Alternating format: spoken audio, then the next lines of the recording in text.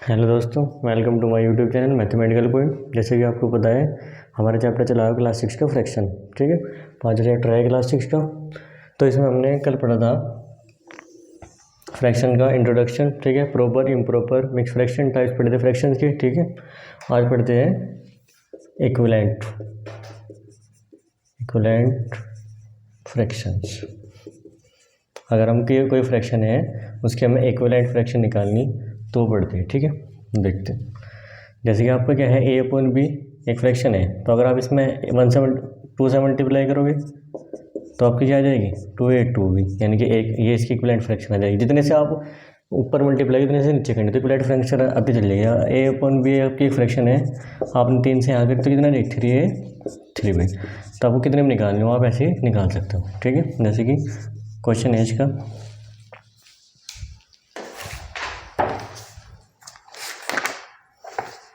3/4 की शुरू की 4 हमें इक्विवेलेंट फ्रैक्शन निकालनी। 3/4 शुरू की 4 तो हम सबसे पहले निकाल लें। 3/4 है भी, इसमें 2 से मल्टीप्लाई कर दो तो 3 2 जा 6, 4 2 जा 8। सेकेंड निकालनी 3/4 की, 3 3 जा 9 और 4 3 जा 12। तीसरी निकालनी 3/4 की, 4 से करेंगे मल्टीप्लाई, 3 4 जा 12 और 4 जा 16। और फोर्थ निकालनी 3/4 की, तो 5 से मल्टीप्लाई, 5 3 जा 15 और 5 4 जा 20। ठीक है, यानी कि हम जितने भी निकाल ली मैं उससे सेम नंबर से न्यूमरेटर में और सेम नंबर से डिनोमिनेटर मल्टीप्लाई करते चले जाएंगे और हमारी आपकी क्या होंगी इक्विवेलेंट फ्रैक्शन निकलते चले जाएंगे। ठीक है, ये होती है इक्विवेलेंट फ्रैक्शन निकालना। ठीक है, अब हमें एक इसमें आता है, एक नोट डाल लेंगे इसमें, कोई दो फ्रैक्शंस इक्विवेलेंट होगी या नहीं, कैसे चेक करेंगे। ठीक है, उसके लिए आपके क्या होता है, जैसे आपके पास 2 फ्रैक्शन है ए और B, A upon B and C upon D. ठीक है, ये इक्विवेलेंट होंगी यदि इसकी मल्टीप्लाई आप इसमें कर दो, ए मल्टीप्लाई डी, और बी की मल्टीप्लाई सी में कर दो, बी मल्टीप्लाई सी। अगर ये बराबर आ रही तो इक्विवेलेंट होंगी, अगर ये बराबर नहीं आए तो इक्विवेलेंट नहीं होंगी। ठीक है, समझे। जो इसका न्यूमरेटर है इसके पहले वाले के न्यूमरेटर की दूसरे वाले के डिनोमिनेटर से मल्टीप्लाई कर दो जो आएगा, और पहले वाले का डिनोमिनेटर और दूसरे वाले का न्यूमरेटर इसकी मल्टीप्लाई कर दो जो आएगा। अगर उनकी मल्टीप्लाई इक्वल आ रही तो वो इक्विवेलेंट है, अदरवाइज नॉट। देखो इस पर क्वेश्चन,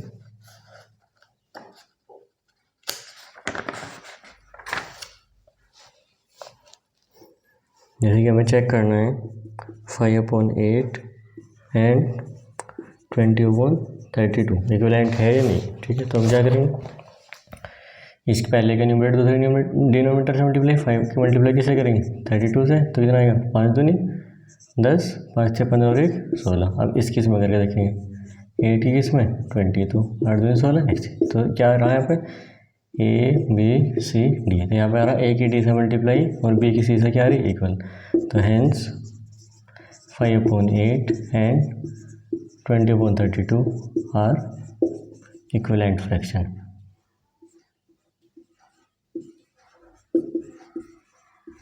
ठीक है, जैसे कि 7/12 36/16, 7/12 36/16 हमें चेक करना है। ठीक है, तो हम 7 किस में करेंगे, 7 पहले करेंगे ये ए बी सी डी लिख दिया करेंगे। ठीक है, ए की मल्टीप्लाई डी से करेंगे, यानी कि 760 की 7 6 वैल्यू 420 आ जाएगा। हम बी की सी से करेंगे 12 और 36, 12 6 72, 7 12 36 और 7 43, तो क्या आ गया, क्योंकि A D not equal to B C, तो hence therefore 7/12 and 36/60 are not equivalent fraction. ठीक है, तो यहाँ ये आपके क्या होंगे इक्विवेलेंट फ्रैक्शन नहीं होंगे। ठीक, एक है इसमें हमें जो फ्रैक्शन निकालना हो एक क्वेश्चन है, किसी कोई भी फ्रैक्शन का न्यूमरेटर पूछ लेगा, डिनोमिनेटर पूछ लेगा। देखो राइट ए फ्रैक्शन,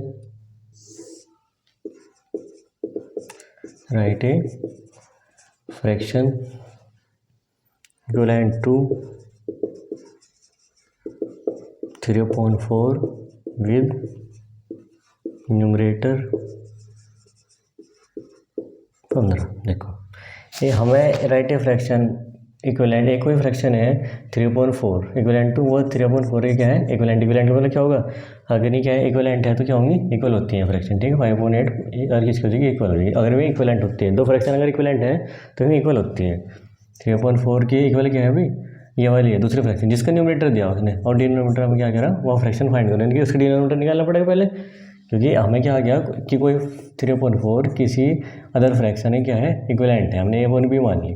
उसमें क्या करें, न्यूमरेटर दिया हुआ है 15, ठीक है, और डिनोमिनेटर निकाल लो। तो डिनोमिनेटर हमने क्या मान लिया x, तो क्या करें क्रॉस मल्टीप्लाई, तो 3x हो जाएगा इधर, और ये 4 गुना 15।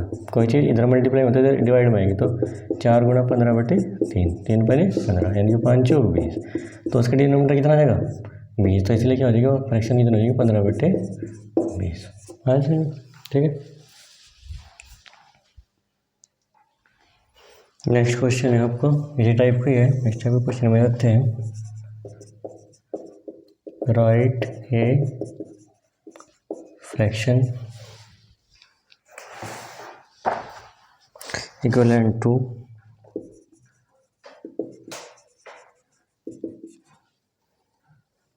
5/8 विद डिनोमिनेटर। आपके डिनोमिनेटर दे दिया,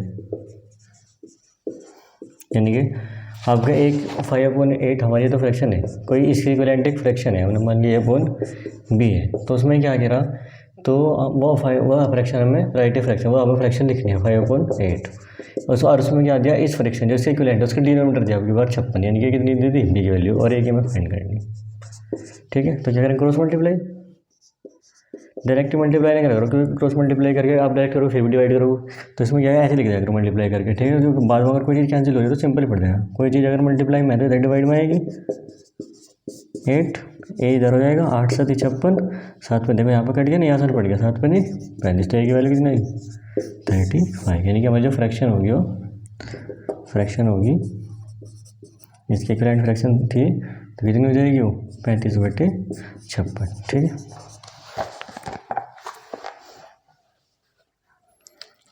इस टाइप के हैं।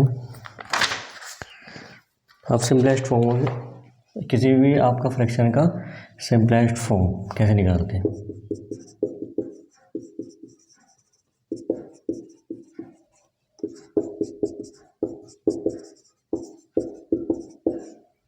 कैसे निकालते, देखो आपके कोई फ्रैक्शन है ए और बी, इसका हमें सिंपलेस्ट फॉर्म में तब होगी, सिंपलेस्ट फॉर्म में होगी यदि ए एंड बी का HCF, मतलब मैं से अगर दोनों जो भी नंबर दिए होंगे HCF निकाल लेंगे, HCF 1 हो, ठीक है। यानी कि जब तक किसी टेबल से कटने बंद हो जाए तब तक हमें काटने हैं, और जब कटने बंद हो तो वो सिंपलेस्ट फॉर्म होगी। जैसे कि फॉर एग्जाम्पल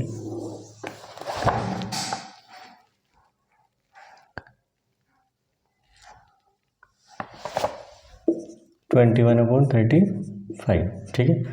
दो मेथड है ये, तो आप क्योंकि छोटे क्वेश्चन में तो आपको क्या लग जाएगा, आपको टेबल याद है, पर बड़ों पर क्या करना पड़ेगा, वो मेथड ही अप्लाई करना पड़ेगा HCF वाला, ठीक है। तो मैं पहले HCF वाले बताऊँ, सबसे पहले इन दोनों का HCF निकाल लो, HCF ऑफ 21/35। तो हम क्या कर रहे थे, भागरी से अगर HCF निकाला तो बड़ी वाली संख्या बीच में और छोटी वाली यहाँ पे, 21 ही कम 21, 5 में से गया 4 और 3 में 2 गए 1, तो कितना आ गया यहाँ पे 21, फिर 14 ही कम 14, ठीक है। 11 में 4 गए 6, 11 में 4 गए 7, तो 14 यहाँ पर आ गया, 7 दूनी 14, यानी कि हमारे कितना आ गया भाई, जो हमें लास्ट में कटता था वो हमारे क्या था ऐसे होते हैं। यानी दोनों ने हमें सिंपलेस्ट फॉर्म में लाने के लिए किससे डिवाइड करना पड़ेगा 7 से, ठीक है।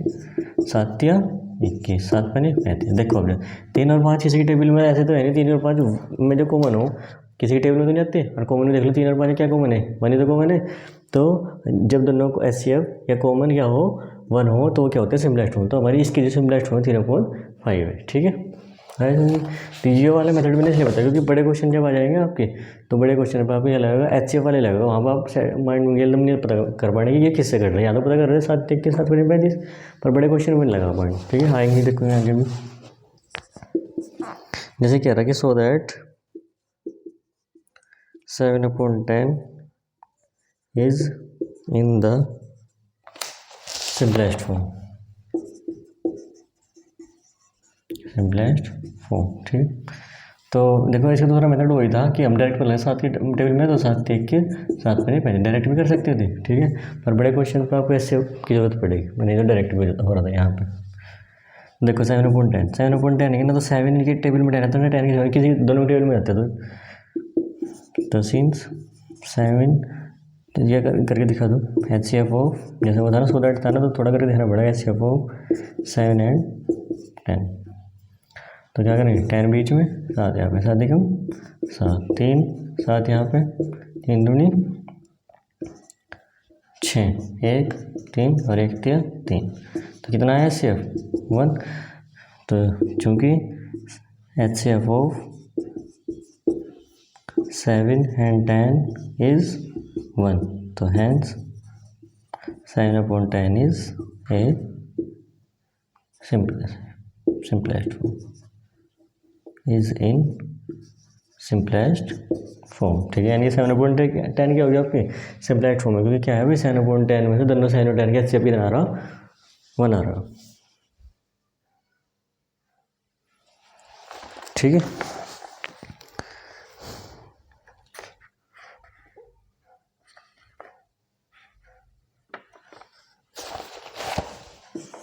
देखो जैसे कि आपको क्या 150/60 है। ठीक है, हिसाब से सिंपलेस्ट फॉर्म में चेंज करना, तो क्या करेंगे सिंपलेस्ट फॉर्म में चेंज करने के लिए HCF निकाल लेंगे। तो HCF ऑफ 2 तरीके बताऊंगा इसके भी, 150 और 60, तो छोटा बड़े वाला बीच में यहाँ पे 60 कम 60, 60 दूनी 120, तो 30 बच गया यहाँ पे भाई, और 30 दूनी 60, यानी कि इन दोनों का क्या है HCF 60 है। तो हम क्या करेंगे 30 से यहाँ पे और 30 से यहाँ पे। ठीक है, 30 पंजे 150 और 30 दूनी 60, तो 5/2 क्या हो गया हमारे सिंपलेस्ट फॉर्म। ठीक है, सेकंड मेथड क्या था, सेकंड मेथड में वही क्या आता था, वो आप जब कैलकुलेशन वहीं हो जाओगे ना तो डायरेक्ट कर सकते हो, 0 से 0 कैंसिल होगी, 3 की टेबल में दोनों आ रहे, 3 5 15, 3 2 6, अरे देखो 5/2 ऐसे भी निकालने की जरूरत नहीं है। जब आप पक्के हो जाओगे कैलकुलेशन में तो आप डायरेक्ट पता कर दोगे कैसे करने हैं। ठीक है, तो सिंपलेस्ट फॉर्म में क्या होगा, देखो HCF क्या होगा 1 ही आ रहा, दोनों कॉमन है ही नहीं और भी कुछ।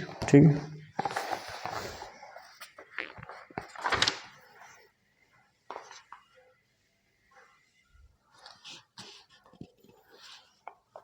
देखो अब जो ये क्वेश्चन है इसमें 2/7 8/बॉक्स, जहाँ पे फिल इन द ब्लैंक्स में हमें फिल करनी वो ये जो भी आया था। तो हमें क्या करते हैं यहाँ पे देखो इस टाइप से देने में क्वेश्चन, उसके आते आपके वर्ड प्रॉब्लम टाइप थे इनडायरेक्टली दे दी, तो यहाँ पे x मान लो। ठीक है, x से मल्टीप्लाई दे तो कितना हो जाएगा 2x, और कितना है 7 × 8, इसके इधर हो जाएगी क्रॉस मल्टीप्लाई हुई, तो ये इधर मल्टीप्लाई में तो 10 डिवाइड में जाएगा, तो 7 × 8/2, 2 4 जा 8, तो 7 4 28, तो इतना देगा इसकी वैल्यू 28। ठीक है, ऐसे ही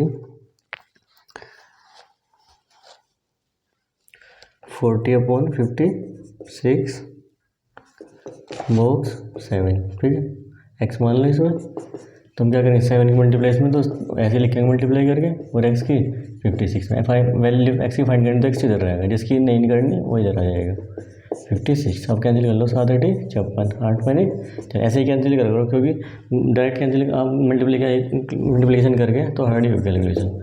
तो कितना भाई 8 5 40, एक्स वैल्यू कितना आई 5। सिंपलेस्ट फॉर्म भी हो गया आपकी, इक्विवेलेंट फॉर्म होगी। ठीक है,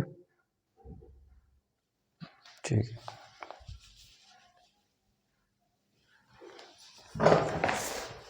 देखो अब इसका एक्सरसाइज क्वेश्चन देखते हैं 5C। पहले वाला में इक्विवेलेंट फॉर्म करनी, दूसरे वाले में कौन से पेयर इक्विवेलेंट है नहीं है।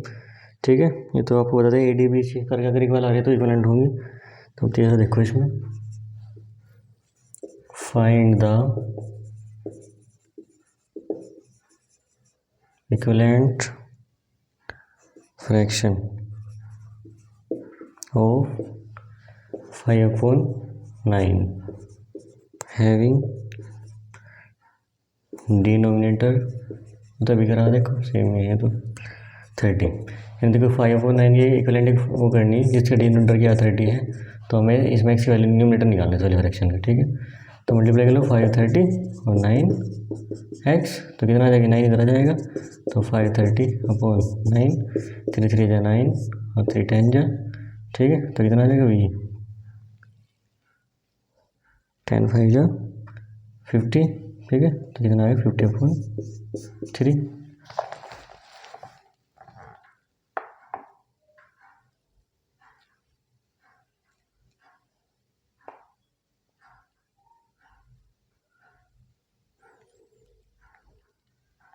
थ्री अपॉन 5 था, सॉरी 3/5, ठीक है। क्योंकि देखो यहाँ पर डिवाइड में ऐसा थोड़ा नहीं डिवाइड में 3/5 था, ठीक है। तो 3/5 क्या हो जाएगा भाई, डिनोमिनेटर 30, यहाँ पे x मान लो, इधर जाएगा तो 3 × 30 और 5 × x, तो इधर आएगा 3 × 30 और डिवाइड बाई 5, 5 6 देखो कैंसिल हो रहा है ना पूरा, 3 6 18, तो कितना आएगा 18/30, ठीक है। तो इसके क्या हो जाएगी इक्विवेलेंट फ्रैक्शन, तो फ्रैक्शन क्या आ जाएगी हमारी 18/30, ठीक। इसके इसमें न्यूमरेटर दे जाएगा, इसमें डिनोमिनेटर दे जाएगा, ठीक है। सब में सेम ही है इसमें आपका, ठीक है। सिंपलेस्ट फॉर्म में चेंज करने का भी है, देखो ये भी करवाओ 84/98, ठीक है। तो क्या करेंगे एस से अब निकाल लेंगे 98 यहाँ पे और 84 यहाँ पे, 84 × 84, 8 में 4 के 4 9 में 60 के, तो 84 आ जाएगा यहाँ पे, 14 6 84, तो कितना आएगा भैया 14, तो यानी कि हम किससे डिवाइड करेंगे 14 से। हमें डायरेक्ट पता था देखो 14 के, पर अगर जिसे नहीं पता वो करके देखेगा 14 6 जा और 14 7 जा, तो 7/6/7 की हो जाएगी आपकी सिंपलेस्ट फॉर्म, ठीक है। तो इस एक्सरसाइज में तो आपके नॉर्मल क्वेश्चन है, आप खुद कर सकते हो। कोई भी डाउट हो आप कमेंट बॉक्स में या व्हाट्सएप नंबर पे मैसेज कर सकते हो। पिछली वीडियो में आपको मैंने व्हाट्सएप नंबर दिया गया है, ठीक है। तो देखो अब नेक्स्ट एक्सरसाइज में चलते हैं। नेक्स्ट एक्सरसाइज के पहले जो कोई बेसिक है वो देखते हैं क्या क्या है। तो उसमें लाइक फ्रैक्शन, ये लाइक फ्रैक्शन और एक अनलाइक फ्रैक्शन, ठीक है। लाइक फ्रैक्शन कौन सी होती है,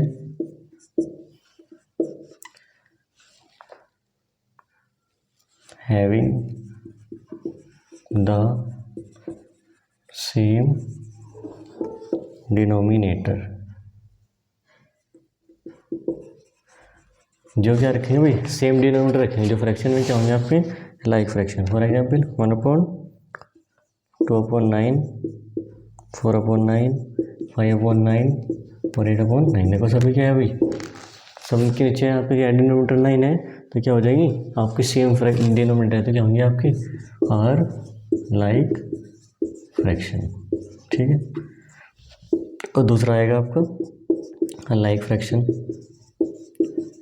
अनलाइक फ्रैक्शन में ये ना कहते हैं जिसके न्यूमरेटर सेम हो, ठीक है, वो नहीं होगा। अनलाइक फ्रैक्शन में क्या होगा, having whose fraction having different denominator, जो क्या रखते हैं डिफरेंट डिनोमिनेटर रखेंगे, वो क्या होंगे आपके अनलाइक फ्रैक्शन, ठीक है। जैसे कि 1/3, 2/5, 3/7, ठीक है, और अनलाइक फ्रैक्शन, ठीक है।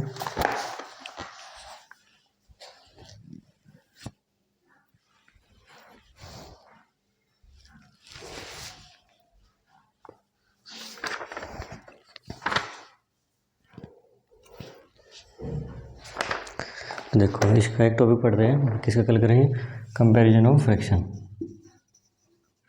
कंपैरिजन ऑफ फ्रैक्शंस, ये पता करेंगे, ठीक है। कौन लेस देन है, कौन ग्रेटर है और कौन इक्वल है, ठीक है, कंपैरिजन करेंगे। तो जैसे कि आपका 3/5 एंड